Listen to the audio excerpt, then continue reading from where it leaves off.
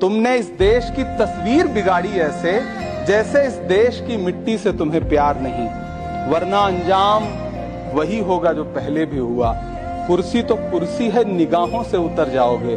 मौत आनी है जब आएगी तुम्हारी खातिर, मौत से पहले बहुत पहले ही मर जाओगे।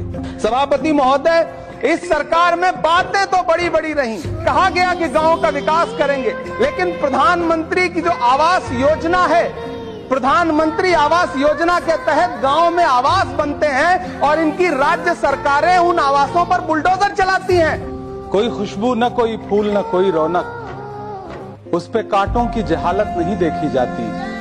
हमने खोली थी इसी बाग में अपनी आंखें, हमसे इस बाग की हालत नहीं देखी जाती।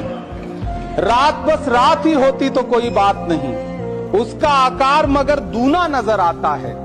जितने चमकीले सितारे थे वो सब डूब चुके, सारा आकाश बड़ा सूना नजर आता है। बुलबुलें खुश थी उम्मीदों के तराने गाए, लेके पतझड़ से बहारों को चमन सौंप दिया।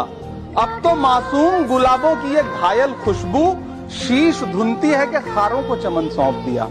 तुमने क्या काम किया उनके अभावों के लिए, जिनकी मेहनत से तुम्हें तख्त मिला, ताज मिला। उनके सपनों के जनाजों में तो शामिल होते, जिनके चुप रहने की वजह से तुम्हें राज मिला। उदय प्रताप जी ने बहुत शानदार ये कविता कही है कि कवि की आवाज बगावत पे उतर आई है, दल के दलदल से हमें कोई सरोकार नहीं। तुमने इस देश की तस्वीर बिगाड़ी ऐसे जैसे इस देश की मिट्टी से तुम्हें प्यार नहीं, वरना अंजाम वही होगा जो पहले भी हुआ। कुर्सी तो कुर्सी है, निगाहों से उतर जाओगे। मौत आनी है जब आएगी तुम्हारी खातिर, मौत से पहले बहुत पहले ही मर जाओगे। सभापति महोदय, गांव की परिकल्पना में प्यार था, अपनापन था, भाईचारा था। कभी महात्मा गांधी ने जब गांव का सपना बुना तो मुझे लगता है उसमें वो मोहब्बत थी कि गांव में अगर किसी बिटिया की शादी होती थी तो पूरा गांव अपने संसाधन लेकर के, कोई चारपाई लेकर के, कोई गुड़ लेकर के, कोई प्रेम लेकर के खड़ा हुआ करता था।